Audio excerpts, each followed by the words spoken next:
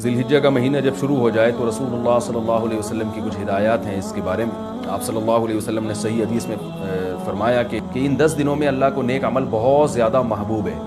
तो ये जो पहली तारीख से लेकर 10 तारीख तक के अय्याम हैं, इनमें कोई भी नेकी की जाए, रोज़ा रखा जाए, तहज्जुद पढ़ी जाए, सदक़ात व खैरात किए जाएँ या कोई भी नेकी का भलाई का काम किया जाए तो उसका सवाब आम दिनों से ज़्यादा मिलता है। दूसरी बात यह कि ये जो अय्याम हैं इनकी कुरान मजीद में कसम भी उठाई गई है, वल फजरी व लयालिन अशर, कसम है फजर की और 10 रातों की।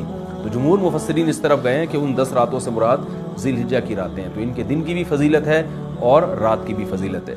और रसूलुल्लाह सल्लल्लाहु अलैहि वसल्लम ने इन अय्याम के बारे में फरमाया कि जिस शख्स का इरादा हो, सही हदीस है, जिस शख्स का इरादा हो कुर्बानी करने का तो उसको चाहिए कि इन दिनों में अपने नाखून और बाल ना काटे। बेहतर है, मुस्तहब है, कोई फ़र्ज़ वाजिब नहीं है, लेकिन अफजल ये है कि जिसने कुर्बानी करनी हो तो वो पहली तारीख से लेकर जब तक कुर्बानी ना कर ले वो अपने बाल और नाखून ना काटे।